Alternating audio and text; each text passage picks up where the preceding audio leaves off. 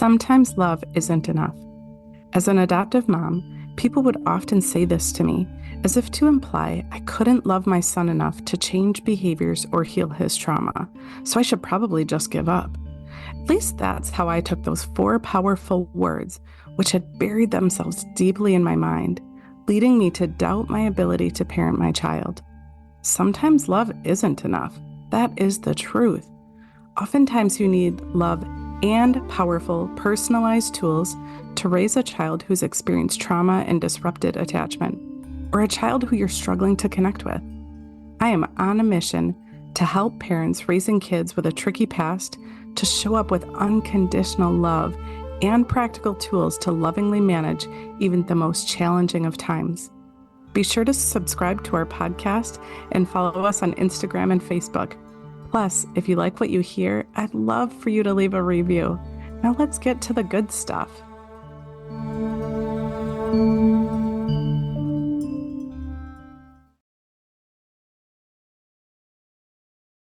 Hey, it's Angie here. So welcome back to Sometimes Love Isn't Enough.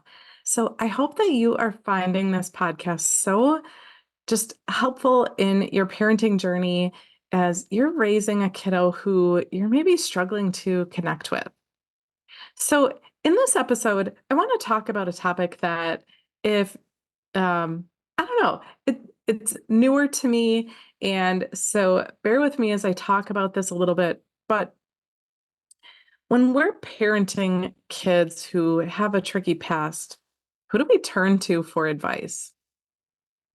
I know in becoming a licensed foster parent, becoming an adoptive parent, I so much more so turn to the experts. In becoming a licensed foster parent, we had extensive training on all the things that you would need to know as a parent raising a kiddo who has a tricky past. We learned all about trauma and attachment and how things that we might see in our home and a little bit about how to handle that. Although, as powerful as our training was, I definitely still felt so unprepared. But nonetheless, we had kids in our home from different backgrounds, different experiences. And my go-to with most of what the kids needed was to contact the experts, right? Contact the therapist, the psychiatrist, the educators, the social workers, the caseworkers, whoever it might be. Whenever things were coming up about behaviors or just so many different things in our home, my go-to was to Google it or to contact a therapist or somebody else who knew about my child's past. But also sometimes consult with other professionals who were experts in the field. And I know that I attended tons and tons and tons and tons of trainings. So many trainings, so many certifications, so many workshops, so much knowledge in my brain about what to do when things weren't going so hot in my home. And what that all led to was me not listening to my intuition about what my son needed. And what do I mean by that? Well, I know looking back that through all of the behaviors that happened in our home, that there are other ways I could have shown up, right? There are different ways that I could have responded to my son, a child who, in my mind, I knew he had had a tricky past. I knew that there were significant things that he was dealing with, but I was listening to the experts, following what was outlined in various books about how exactly to respond to a kiddo with all kinds of different, I don't know, responses to life, right? So I was doing exactly what was outlined in the books, exactly what was described to me in through experts working with my son. I was doing what I felt was exactly as I was told to do. But when I look back, there's so many examples that I look back on where had I, instead of trying to manage the behaviors, if I instead had listened to my gut about what he needed, I would have responded really differently. There's so many times that I look back where my gut was telling me that he just needs a hug or he just needs compassion or listening or someone to just be there with him. There's so many times that I look back that had I been able to hear what my gut was telling me, I would have responded really differently. But the truth is that we are so conditioned, so trained to look for all of the answers to everything outside of us. I mean, when we think about today in 2024, that is the thought process of most parents in most situations, most adults. Even, we think about kids are telling their parents to Google things before trying to figure them out. Young children will say to their parents or grandparents or aunts or uncles or teachers, just Google it, right? Google knows everything. But we're not taking the time to take a step back and really process through what we already know. We as humans have been given such a beautiful gift. The mind that we have, the capability that we have to understand what others need, to connect with whatever it is that you believe in, whether you believe in a higher power like God or source or whatever it is that you believe. I think that many people believe that there's something bigger than us and we have an ability to connect to it. But even then, we still often just uh, look outside of us for the answers. But when I say we have this ability to connect to something much bigger, that something is inside of us. It's inside of all of us. I think no matter what religion or spiritual following that you follow, you know that inside of you, your gut tells you things.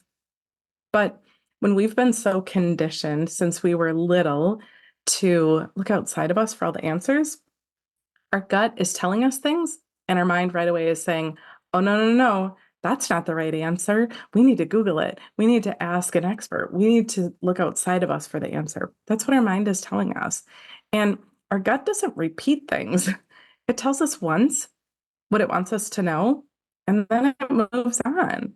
It's not going to repeat to make sure we heard what we were supposed to hear. Our gut gives us that signal once, and if we're not slowing down and taking the time to listen to it, then it's just gone and fleeting. We know this because we've all been in those situations where maybe you're out at night, maybe you're in an unfamiliar place, or maybe it is a familiar place, but you go down a certain alley or down a certain road, and your gut will tell you, like, "Ugh, you probably shouldn't do that, right? We've all heard our gut tell us things before, all of us have. But when it comes to things with our kids, we have been so trained to think that whatever our gut's telling us isn't really right. We've been trained to think that somebody with a degree knows better than we do as parents. And I'm not saying that professionals aren't valuable, not at all. Professionals, doctors, psychologists, psychiatrists, therapists, teachers, their knowledge and expertise in their field is highly valuable. I myself have a couple of degrees, right? And I'm getting another certification. I'm not saying that that information isn't valuable. What I am saying, though, is that we first need to listen to our gut. We first need to listen to what our gut is telling us to do about our kids, and then tap into the knowledge from the experts that we have learned from to help us fine tune how to approach things, right? So, if your gut is telling you, as your child is acting out at school every day, maybe engaging in some really disturbing behaviors, if your gut is telling you, oh my gosh, her child must be so hurt. They need me, they need to know how much I love them. If that's what your gut is telling you, but then your mind is like, oh, no, no, no, no, you're going to reinforce their behaviors, or no, no, no, no, you're going to blah, blah, blah. Well, listen to your gut first, and then listen to what you know and what you've learned about how to approach it, right? Because our gut knows better than our mind does. Our mind is super powerful, but we have to first listen to our gut. So I say all of that, but as I said, most of us have been conditioned to not listen to our gut. So, how in the world do we start listening to it if it's really hard to hear? Well, it takes time, it takes patience, it takes practice, just like anything. I mean, you think about it, like you can't be a marathon runner just by saying, like, okay, somebody told me I need to be a marathon runner. I guess I'm going to do that tomorrow. No, you need practice. You have to build up that skill of listening to your gut. And so, two things I guess I would suggest. One is by engaging in daily practice where you're really just listening to yourself.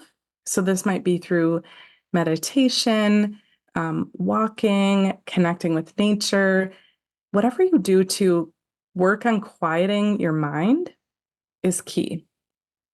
And again, just like running a marathon, it is hard to begin some type of meditative practice, whatever that looks like for you. For me, um, sitting quietly is still extremely hard for me. I can do a guided meditation, but to just sit in quiet, still hard for me. My mind is very loud. But doing things like walking or connecting with nature, so much easier for me. I've recently gotten into some woodworking, and I have found that in engaging in woodworking, the sanding and the finishing and the making it look beautiful, my mind isn't thinking about anything else. I'm able to turn off my mind when I'm doing that. And I have found that time to be so incredibly powerful for me. But I don't know what's going to work for you. So, finding a practice that works for you to start quieting your mind is so key to being able to listen to your gut. So I don't know what that will look like for you, but have patience and grace with yourself because it takes time. So the first step is to find a practice that works for you. It might be getting up early, like I talked about in a recent episode, and just journaling and just writing down whatever comes to you. I know sometimes it helps to have a prompt, like a question.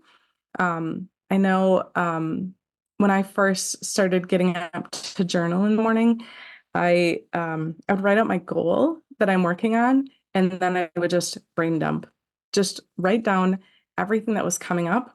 And it was so interesting because when I was taking my mind out of that practice, out of that activity, and I was just putting pen to paper, some really interesting things would come out onto that paper when I didn't even know I was thinking them. But I wasn't. It was my gut, right? So finding a practice, it might be journaling, it might be meditation, walking, connecting with nature, engaging in a craft that you can really turn your mind off is a really powerful way to build that muscle of quieting your mind. And then the second step is when your gut tells you something, engage in the practice of telling your mind to just give you a minute.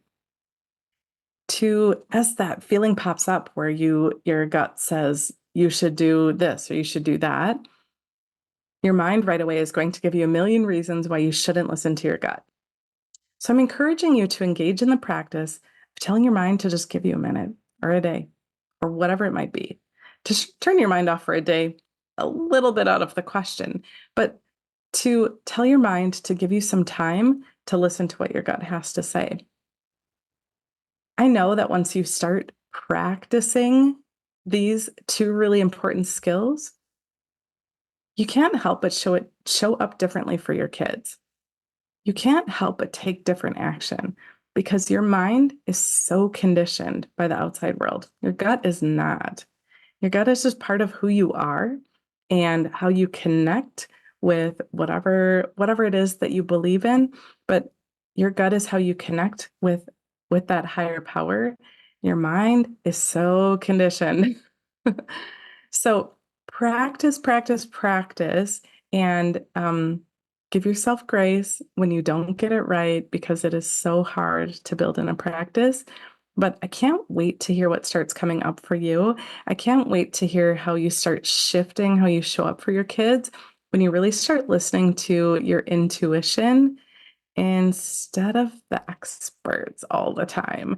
And by the experts, I really mean anything outside of you. Start listening to yourself and not to your mind. So I hope you found this so powerful. I know that this practice has been wild for me and I'm still working on it. Definitely not an expert at this, ha ha ha, tongue in cheek, but yeah, just keep working on it. I promise it gets easier the more you practice. So, all right, that is it. Have a fabulous, fabulous rest of your day. And yeah, I hope to connect soon. Bye.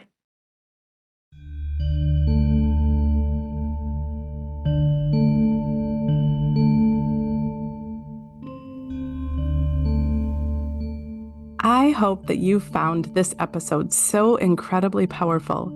Thank you for joining us for Sometimes Love Isn't Enough. If you resonated with what you heard here, please subscribe to this podcast and give us a review.